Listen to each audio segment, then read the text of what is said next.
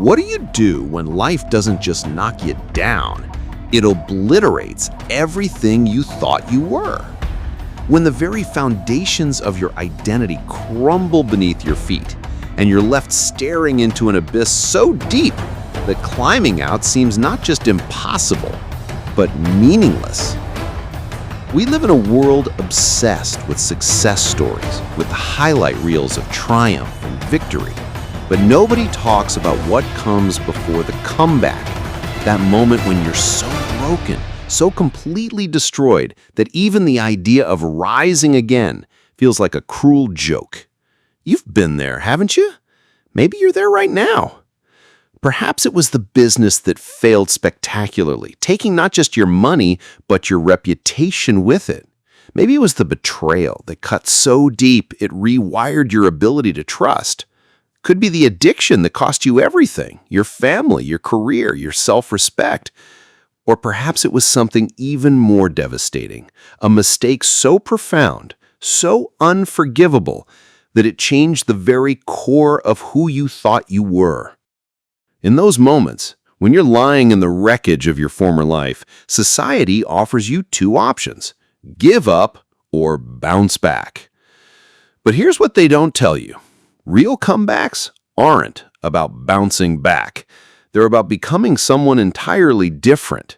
Someone who doesn't just survive the destruction, but uses it as raw material for transformation. You see, there's a story that's been told for over 3,000 years. A story so powerful that every culture has claimed it as their own. It's not just a myth, it's a blueprint. A roadmap for the kind of comeback that doesn't just restore what you lost, but elevates you to heights you never imagined possible. But this story doesn't start where you think it does. Most people know about Hercules, the hero, the strong man who performed impossible feats. But that's not where our story begins. Our story starts with Hercules, the murderer. Hercules, the broken. Hercules, the man who destroyed everything good in his life with his own hands. Picture this. You're the strongest man alive, blessed by the gods themselves. You have a beautiful wife who adores you, children who look up to you as their protector and hero. You've built a life that seems unshakable. You are the definition of success, of masculine power, of having it all figured out. And then, in one moment of madness, literally, you destroy it all. Hercules didn't just lose his family. He killed them with his own hands. In a fit of divine madness sent by a jealous goddess, he murdered his wife Megara and their 3 children. When the madness lifted and he saw what he had done, he didn't just face external destruction, he faced the complete annihilation of his identity as protector, as father, as the good guy. This wasn't a setback. This wasn't a challenge to overcome. This was the kind of fall that breaks men permanently, the kind of mistake that society says you can never come back from, the kind of guilt that should, by all rights, have ended his story right there. But here's where it gets interesting, and here's why this ancient story holds the key to your own impossible comeback. Because what happened next wasn't magic, it wasn't divine intervention. It was a system, a brutal, methodical, step-by-step process that transformed a broken, guilt-ridden shell of a man into the greatest hero the world has ever known. The oracle at Delphi gave Hercules a choice that wasn't really a choice at all. Serve his cowardly cousin Eurystheus for 12 years and perform whatever labors he demanded, or live forever with the blood on his hands and the weight of his unforgivable acts. Most men would have chosen death, but Hercules chose something harder. He chose transformation. What followed were the famous 12 labors, but here's what they don't teach you in school. These weren't just random heroic deeds. They were a carefully designed system for rebuilding a human being from the ground up. Each labor targeted a specific aspect of character, a particular weakness, a certain fear that needed to be conquered not just externally, but internally. The Nemea lion wasn't just a lion, it was the thing that seems invincible, the challenge that appears to have no weakness, no way through.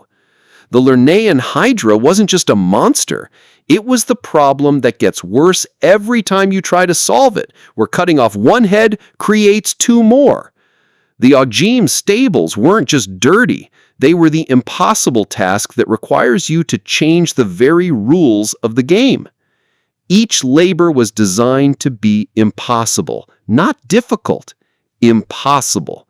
Because here's what the ancient Greeks understood that we've forgotten. You can't become extraordinary by doing things that are merely hard. You become extraordinary by doing things that should break you and finding a way through anyway. But here's the real secret, the thing that makes this story a blueprint for your own comeback. Hercules had to become someone completely different to complete these labors. The man who killed his family in a fit of rage had to develop perfect emotional control. The man who relied purely on strength had to learn strategy, cunning, and wisdom. The man who acted alone had to learn when to ask for help. Every labor stripped away another layer of who he thought he was and revealed who he needed to become. The comeback wasn't about returning to who he was before the fall. It was about the death of that self and the birth of something entirely new. And that's exactly what your comeback requires. Not a return to who you were before the fall, but a transformation into who you're meant to become. The question isn't whether you can bounce back from your destruction. The question is, are you ready to use that destruction as the foundation for something greater than you ever imagined possible? Because if a man who murdered his own family can become history's greatest hero, what excuse do you have for staying in the wreckage of your life? Before we dive into the labors themselves, you need to understand the psychological state Hercules was in when he began this journey. This wasn't a confident hero setting out on an adventure. This was a broken man who had lost everything that defined him. Imagine waking up from the worst nightmare of your life, only to discover it wasn't a nightmare at all. The blood on your hands is real. The silence in your house is permanent. The children who will never laugh again, the wife who will never smile at you, they're gone because of what you did. Not because of bad luck, not because of circumstances beyond your control, but because in one moment of madness, you became the very thing you swore to protect others from. This is what psychologists today call moral injury, a trauma so severe it shatters your fundamental beliefs about who you are as a person. It's different from regular trauma because it's not something that happened to you, it's something you did. And when your core identity as a protector, as a good person, as someone worthy of love gets obliterated like this, most people never recover. Hercules wandered for months after the murders, neither eating nor sleeping properly, speaking to no one. Ancient texts describe him as looking like a walking corpse, physically present but spiritually dead. He had what we would recognize today as severe depression, PTSD, and survivor's guilt all rolled into one devastating psychological collapse. But here's where the story takes its crucial turn.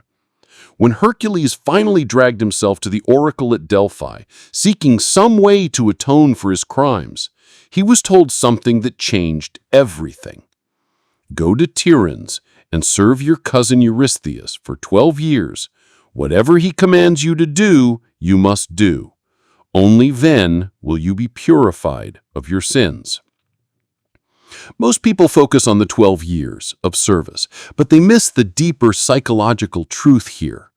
Hercules was being told that redemption wasn't going to come through punishment, through self-pity, or through endless apologies. It was going to come through action, through becoming someone different, through earning his way back to heroism, one impossible task at a time. What happened next was one of the most sophisticated psychological rehabilitation programs ever devised, disguised as a series of monster-slaying adventures. Each labor wasn't just about defeating an external enemy. It was about conquering a specific internal weakness, developing a particular strength, and systematically rebuilding his character from the ground up. Let's break down how this system works, because once you understand it, you'll see the blueprint for your own comeback hidden inside these ancient stories. The first labor sent Hercules to kill a lion whose golden fur was impenetrable to any weapon. Think about the psychology here. A man who had just committed the ultimate failure is immediately confronted with something that appears completely invincible. His swords bounce off, his arrows are useless, his famous strength seems worthless against this enemy. This is the psychological test we all face at the beginning of our comeback journey. The challenge that seems to have no solution, no weakness, no way through. For you, it might be the mountain of debt that grows faster than you can pay it. The addiction that's defeated every previous attempt at recovery. The damaged relationship that seems beyond repair. The reputation that appears permanently destroyed. But here's what Hercules discovered, and what you need to understand. When conventional methods fail, you don't give up, you change the rules of the game. Hercules couldn't penetrate the lion's hide from the outside, so he went inside its mouth and strangled it from within. He used the lion's own claws to skin it, then wore its impenetrable hide as armor. The lesson is profound. The thing that seems like it will destroy you often contains the key to your transformation. Your greatest weakness, when properly understood and leveraged, becomes your greatest strength. The very challenge that appears invincible is actually the doorway to a new version of yourself. The second labor was even more psychologically sophisticated. The Hydra was a serpent with multiple heads, but here's the catch. Every time you cut off one head, two more grew back. Imagine Hercules' frustration. Here's a man trying to prove he can solve problems, and he's facing a problem that literally gets worse every time he tries to fix it. Sound familiar? This is the labor of compound problems. You try to fix your finances, but the late fees create more debt. You attempt to repair a relationship, but your apologies somehow make things worse. You work on your addiction, but the stress of recovery triggers other destructive behaviors. Most people give up when they hit the Hydra phase of their comeback journey.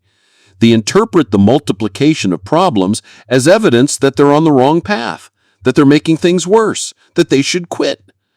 But Hercules learned something crucial here. Some problems can't be solved by direct confrontation. They require a different approach entirely. Working with his nephew Iolaus, they developed a new strategy. Instead of just cutting off heads, they would cut and immediately cauterize the wound with fire, preventing regeneration. But the real breakthrough came when they realized that one head was immortal. It couldn't be killed, only contained.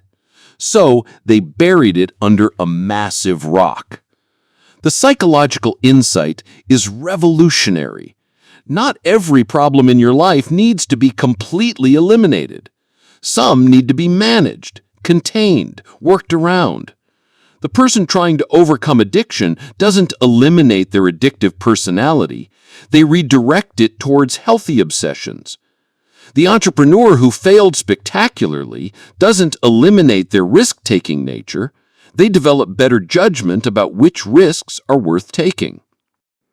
As we move through the remaining labors, the pattern becomes clear. Each one targets a specific aspect of character development. The Ceryneian Hind taught patience, a year-long hunt that couldn't be rushed. The Erymanthian boar taught strategic thinking. Sometimes you have to drive your problems into conditions where they defeat themselves. The Aegean stables taught innovation. When the task is impossible using conventional methods, you redirect rivers and change the entire system. The Stymphalian birds taught precision over brute force. Some problems require surgical accuracy, not overwhelming power. The Cretan bull taught the art of control without destruction, capturing and taming rather than simply killing. The Amazon's belt introduced political complexity. Sometimes the real challenge isn't the stated challenge, but the hidden agendas and expectations of others. The cattle of Geryon tested endurance and persistence, a journey that took Hercules across the known world and back again. But it's the final two labors that reveal the true genius of this system. The apples of the Hesperides forced Hercules to learn humility and ask for help, something the old arrogant Hercules never would have done. And finally, Cerberus, the three-headed guard dog of the underworld, the ultimate test of conquering fear itself. Notice what's happening here. Each labor is building on the skills developed in previous ones. The man who learns to face the invincible can handle problems that multiply. The man who develops patience can think strategically. By the time he reaches Cerberus, literally the embodiment of death and terror, he's not the same person who began this journey. Here's what makes this system so brilliant. Every single labor was designed to be impossible for the person Hercules was when he started. The broken, guilt-ridden man who killed his family in a fit of rage didn't have the emotional control for the hind, the strategic thinking for the boar, or the humility for the apples. But that was the point. The labors weren't punishments, they were a curriculum, a systematic program designed to dismantle his old self and construct someone entirely new. Someone who couldn't be driven to madness because he had learned perfect emotional regulation.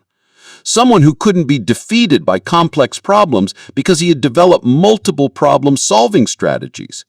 Someone who couldn't be broken by failure because he learned to turn every setback into a setup for the next breakthrough.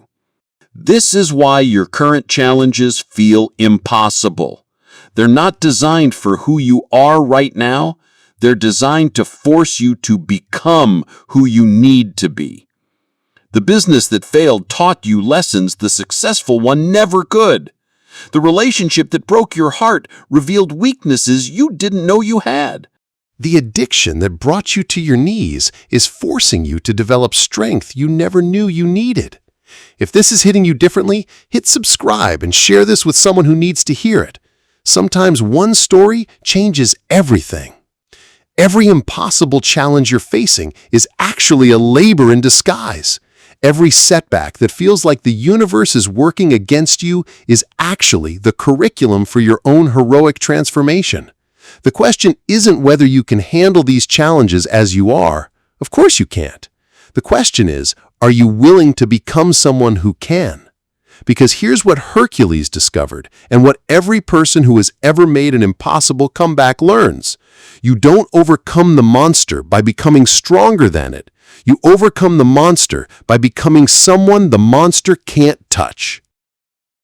What's remarkable about this ancient story is how perfectly it aligns with what modern psychology now calls post-traumatic growth. Dr. Richard Tedeschi, who coined the term, discovered that people who experience profound trauma don't just bounce back, they often emerge stronger, wiser, and more capable than they were before their crisis. But here's the key finding from decades of research.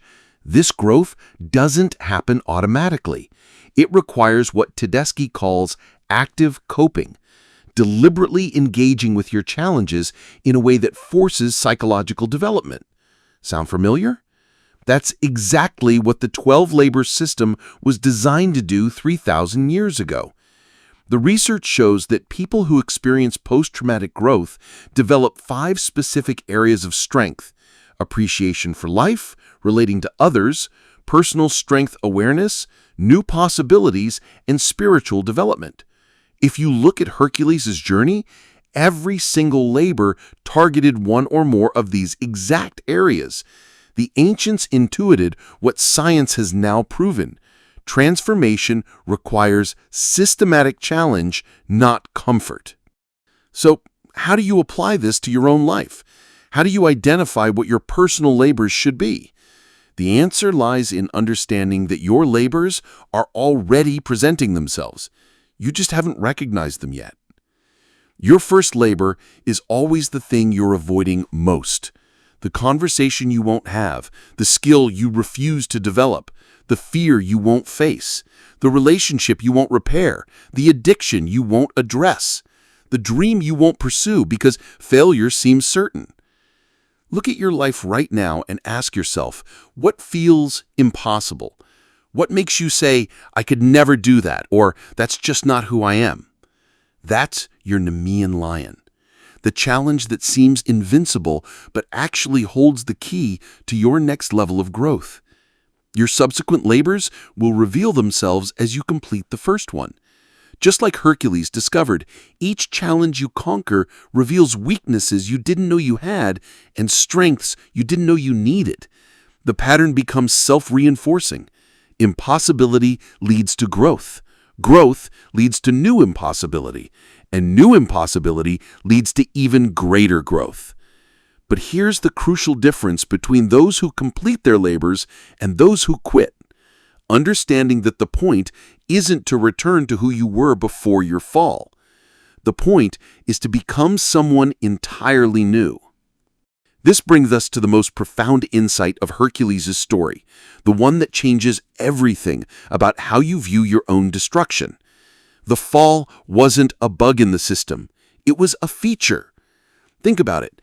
If Hercules had never killed his family, if he had never experienced that complete psychological breakdown, would he have ever undertaken the 12 labors? Would he have ever developed the emotional control, the strategic thinking, the humility, the courage that made him legendary? The answer is no. The confident, arrogant strongman who relied purely on physical power would never have chosen to grow. He was too comfortable in his limitations, too sure of his strengths, too protected by his success to ever venture into the territory where real transformation happens. This is the brutal truth about human nature. We don't choose growth when we're comfortable. We choose it when we're desperate. We don't rebuild ourselves when things are going well. We rebuild ourselves when everything falls apart and we have no other choice. Your rock bottom wasn't punishment. It was preparation. Your complete failure wasn't the end of your story. It was the clearing of the ground so something greater could be built. Every mistake you've made, every weakness that's been exposed, every limitation that's been revealed, they weren't evidence that you're broken beyond repair. They were the curriculum for your transformation. The version of you that existed before your fall couldn't have handled what's coming next. That person wasn't strong enough, wise enough, humble enough, or resilient enough for the life you're meant to live. So that person had to die, not literally, but psychologically, completely. And just like Hercules discovered, you don't overcome your challenges by becoming a better version of who you used to be. You overcome them by becoming someone your challenges can't touch. Someone who has been forged in the fire of impossibility and emerged not just stronger, but fundamentally different.